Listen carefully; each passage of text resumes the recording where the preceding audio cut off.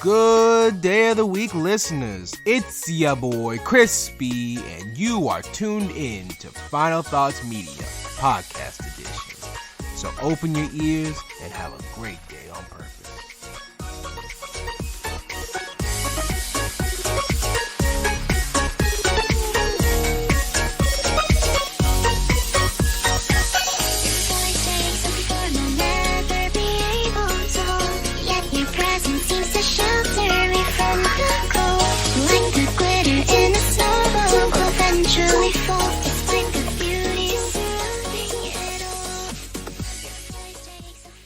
Alright, y'all, welcome back. I am recording this so late. So late. So it might be coming out late, and I apologize. Something that I recently realized is that I am now doubled my videos from when I changed over from actual video format to podcasting. I've also got a lot more followers. At least a lot more downloads. And I really appreciate that. You guys have no idea how much I appreciate that. So let's see, what's been going on throughout the week? I still have the cat. He is still a bother, but he's getting independent every day. And honestly, it's been great.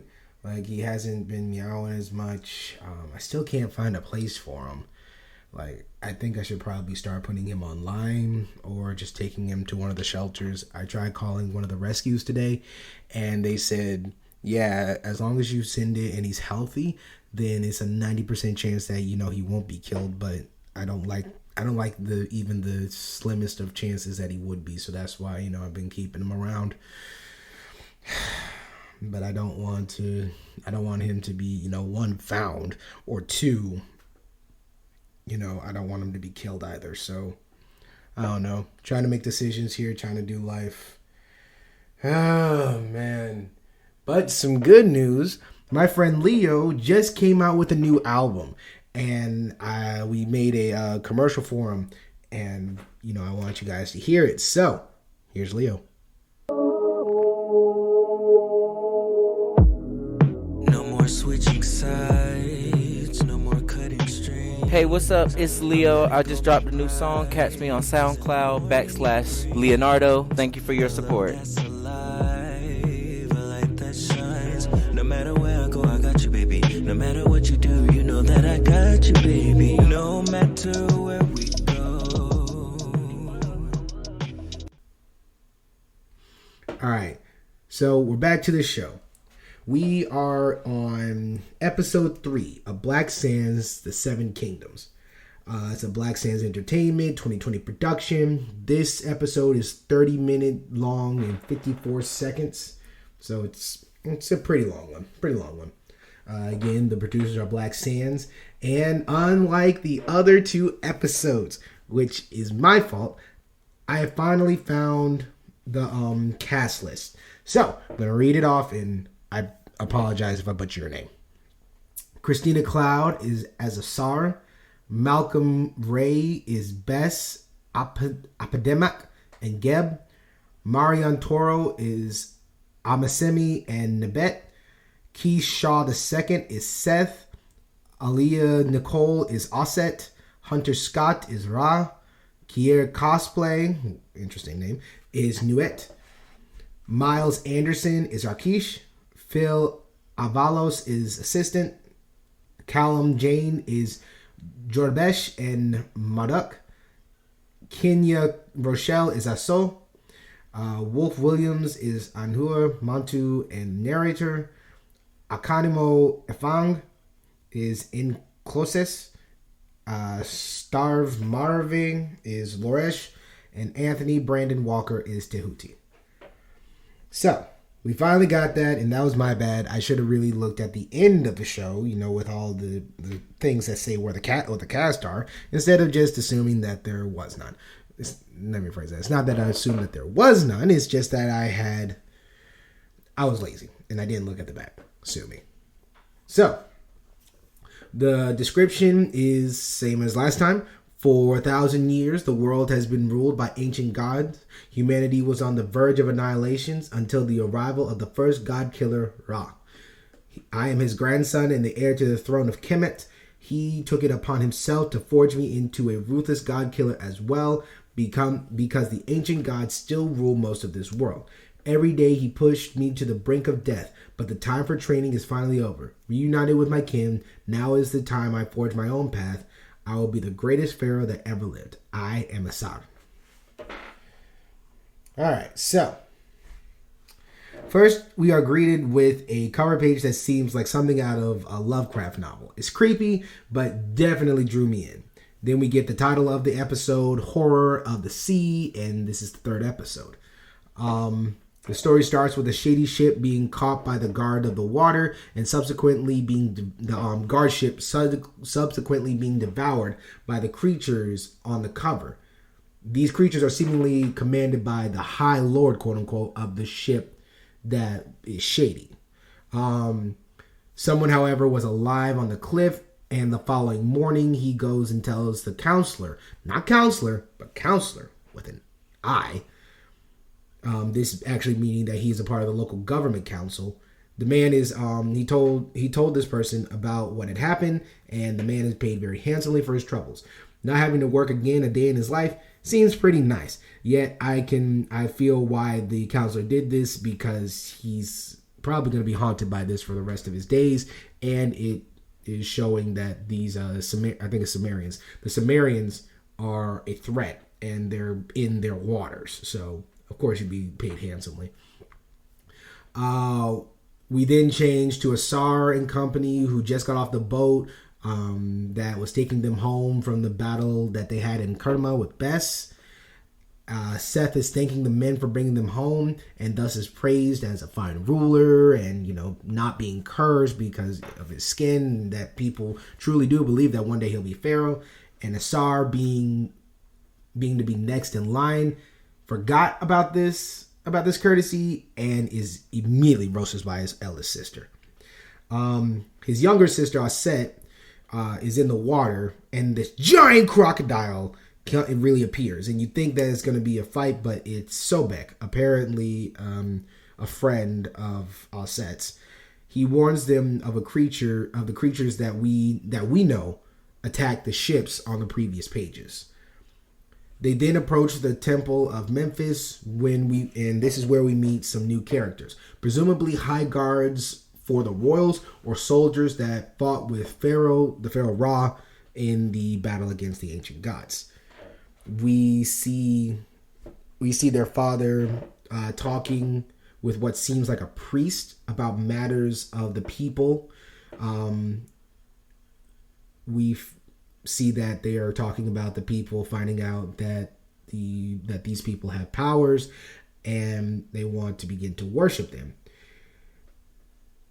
He, the father, contradicts this and says that while he understands what the people feel and how this could portray, overall is the pharaoh's decision whether they do or not be praised, and the pharaoh does not wish to be praised because he hates the ancient ones so much, because and during their time they were worshipped, and he just doesn't want to be like that. Then we see Asar walk in and begin to boast about his fight. His father calmly says to the priest, "Hey, can I have some time with my son?" And the priest is like, "Okay." And Asar continuously begins to boast, and his father just takes off his helmet and is like, "No. You're wrong." Not you're wrong. No, he says it a lot more eloquently, but he just says that you're very bullheaded, and he's so much like Pharaoh. And Asar, kind of comes back at him like, "Yeah, of course I'm like Pharaoh, because I'm supposed to be a pharaoh. This is how pharaohs act. This is what pharaohs do. And ultimately, my actions were permitted by Pharaoh. And you are not he." And I was like, ooh. And while Geb, name of the father actually, While Geb agrees, he does say that he is still his father and it is his job to chastise him. While I'm looking at this, I really, really wish that I had the pants that these guys have. They look so comfortable, like very airy and baggy. Like not baggy like they're about to sag, but baggy as in like they're flared, and I really want something that's like that. In the next conversation, he tells Asar that he should have been more aware of his sister and that he believes she should go train with someone from Kerma. And, you know, she doesn't like that. She comes around and she doesn't like that. And she's like, I don't want to leave, father. During this time, a messenger from the war front comes and tells Geb about the fight, and that the Giants have joined the fight, and thus he has been requested to join the fight. You know, a lot of fighting here. Geb then explains to the kids that the Nephilims are the race that Asar was actually trained to kill, and he then leaves them in the care of the guards we met outside the temple. We then meet another warrior named Nekbet, and she seems to have the power of a ever-watching gaze. We then see the next scene that Seth is given a message from the counselor from earlier. Asar inevitably grabs that message and breaks the seal, and is thus in even more trouble, as only the Pharaoh should have been able to do so. Seth reads the letter, and it is assumed that the contents is not good, and later we get to another scene. Later, during that next scene, we see a servant who was Asar's friend, and I don't see the point in this, but I guess it's like, oh, you know, they're not all bad. But regardless, the servant was a friend, which then leads into an argument between the siblings about Asar's action and whether his, ends justify the means. And Seth explains the diplomacy behind what Asar did and why it was so bad, as well as the contents of the message. Asar decides to get a wild hair, which is kind of funny seeing as he's bald, and wants to leave once again.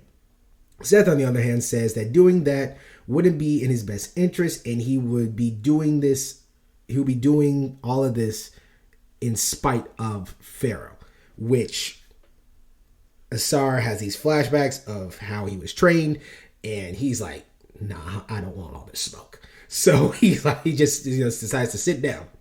Tahuti, the messenger that went to Pharaoh, talks with Pharaoh Ra, and his judgment, the Pharaoh's judgment, is to let Asar fight his own battles and deal with his own repercussions. So he goes and tells Asar, hey, the Pharaoh permits you to do whatever you feel is right, but be wise about it, because your actions lead to your siblings being involved, and your siblings being involved could lead to their deaths. Which does not stop Asar or the kids from deciding that they want to go. Somehow, a big hole in the story is that while Pharaoh permits Asar's actions, they still have to pass these three warriors. So it's kind of like, hey, why don't you just say, hey, the Pharaoh said I could go, and I know my dad told me to stay, but Pharaoh, but I guess this is storytelling, and I definitely enjoyed it. We then get explained the job of Tahuti by his presumed wife. He is a watcher and thus not, he's not really supposed to be guiding these children. He's just supposed to be recording the events. From context clues, we get that his power can probably be seeing a glimpse into the future, and this ability probably leads him to be a confidant for the Pharaoh and the royals in general. We then see that Spartans are in this universe. That's adding to the realism of the time. We see that they are sick of the Minoans and want to enslave them. Minoans being part of Egypt, and where their father Geb is actually going to fight the Nephilim. They want to enslave them so they can use them to fight the Titans. They believe themselves to be superior because they always fight, and they fight for war, and not to fight for war, but to end the war. And it's just a bunch of propaganda. We also learn that they have a prodigy, assumably like Asar in strength. So it shows that the magic or power that's in this world does not only abide in Egypt. because they say that with this boy, we would no Titan would ever be able to come against us. So that's something interesting. And then we get another country, the country of Athens, and a messenger tells the commander about the onslaught that the Spartans plan to do to Manoa. And the commander says to everybody that any able-bodied man should be training at this point, so that they can prevail when the war begins, because inevitably this is going to cause a war. He claims that even though they come from the same area, their ideals are not the same, and they are not the same as the Spartans. And that's pretty much the end of the episode here. So my final thoughts. This was a episode. Was it kind of a builder episode? A little bit. It did just show a lot of new characters, a lot of new places, but it was interesting.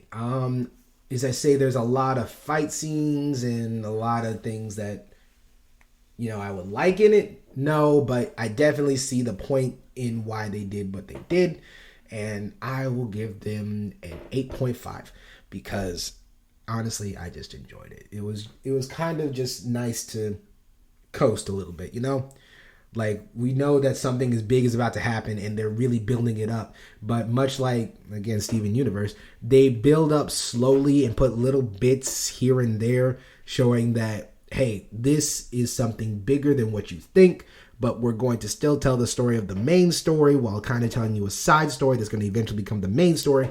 And I love that about this. So I'm giving it an 8.5, and I can't wait for the next episode. Oh, guys. So I'm sorry that this is going to be late. And again, thank you guys for all the support. And I can't wait to see y'all next.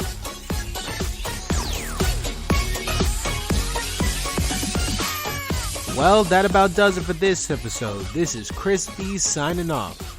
You can find me on Instagram at Final Thoughts Media or go to my YouTube channel, Final Thoughts Media. Catch you guys on the next episode and have a great day.